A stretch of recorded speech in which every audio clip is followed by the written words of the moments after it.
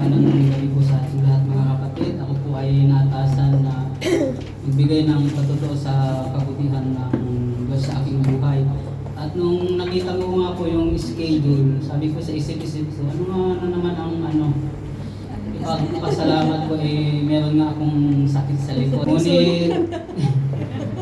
Ngunit na-review po ako sa sinabi ni Pablo na in everything give thanks, o sabi po niya ay be thankful always. So salamat sa Diyos sa gabi nito. Salamat sa aking buhay at hindi naman po halata na meron po akong sakit, di ba?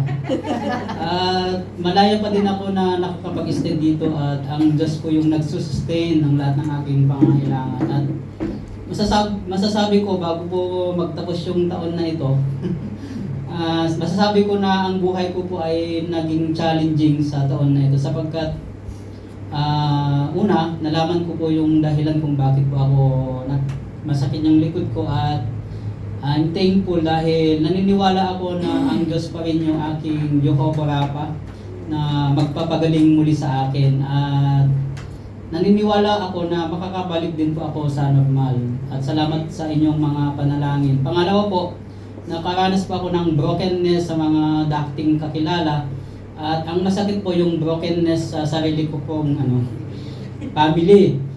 At sa personal lang, sa pagkatao ko, hindi ko po kayang magpatawad. Pero salamat sa Lord,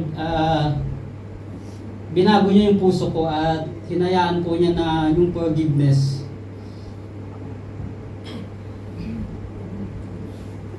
Ito na naman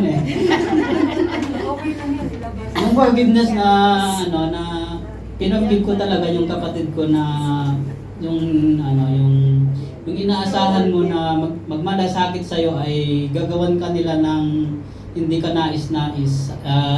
Ang panalangin ko talaga sa Lord na bigyan niya ako ng puso na mapagpatawad at salamat sa Lord at I choose to forgive and move on kasi nais ko din na makasunod sa Lord. Hindi naman pwede na ako ay naglilingkod tapos may burden sa puso ko, may hatred. Salamat sa Lord at yun nga po, nawala yung hatred ko at to God be the glory. At salamat po sa Panginoon dahil alam ko kung mayroong man kinuha sa akin o nawala, He's able to replace or restore mga kapatid kung ito po ay nais po niya.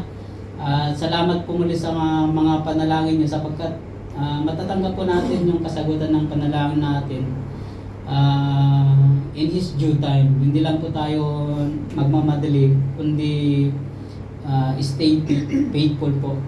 Maging faithful ako lagi sa Kanya kahit masalimuot ko yung pinagdaanan ko this year. And to God be the glory, ako pa rin ay nakakatayo upang maglingkod ko sa Kanya. Yan lamang po mga kapatid at God bless po sa atin.